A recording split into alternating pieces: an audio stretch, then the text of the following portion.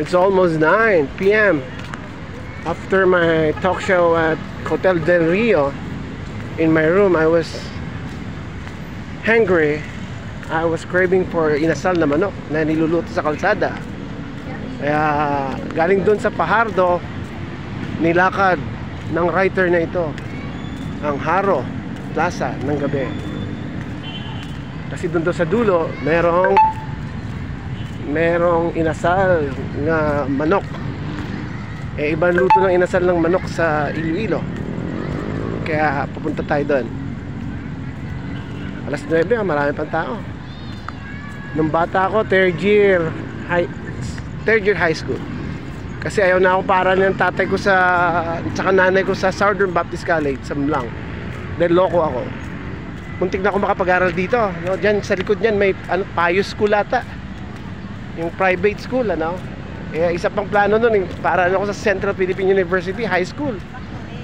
Kasi ayaw ko rin dun sa bahay ng mga tito ko, tita ko, mga spinsters saka walang asawa, masusungit.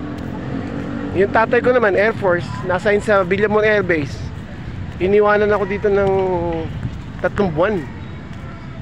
Kaya busit na busit ako, ano? Kada hapon nandito ako. Hindi ko alam kung saan yung kamag-anak ko sa Bingawan saka sa Kalinog. So kada hapon nag-i-standby ako dito. Mayroong bakery dun sa dulo, yung Paa na Chinese. Nakaupo ako doon, nakita ko yung mga bus, ano? May nakita pa ako doon, Kalinog eh. Hindi ko alam kung sino naman pupuntahan ko doon sa Kalinog. Sa Kalinog, mga kamag-anak ko, mga Celestial, mga Pormilos.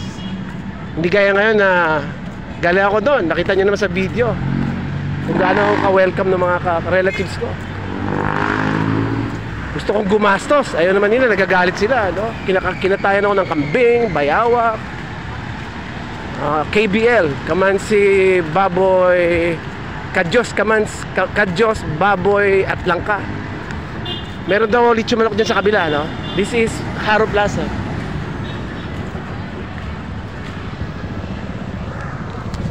This is Mort's Baby, Ilonggo, na marunong magpangasinan at mag-Ilocano. So pupunta ako doon sa kabila. You can see the mga Ilongga tree, oh, damo sila, oh, nagahulat sila sa dulo niyan is CPU, Central Philippine University. So dito ako naamoy ko yung yun, may nakita ko lechon manok, ano? Samlang Cotabato, meron doon kay Tony's. Dito, gutom na gutom ako kasi ang pulutan namin sa Hotel Del Rio ng mga elite na media doon ay pusit na fried, ano?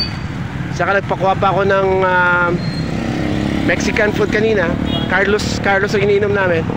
Nakahiga ako dun sa kama ko, nagugutom na ako. Kaya bago ako umuwi ng Manila bukas sa Clark, tikman natin muna yung manok dito, na yung luto sa gilid-gilid lang. Mort Sortigosa reporting here in Haro, Iloilo.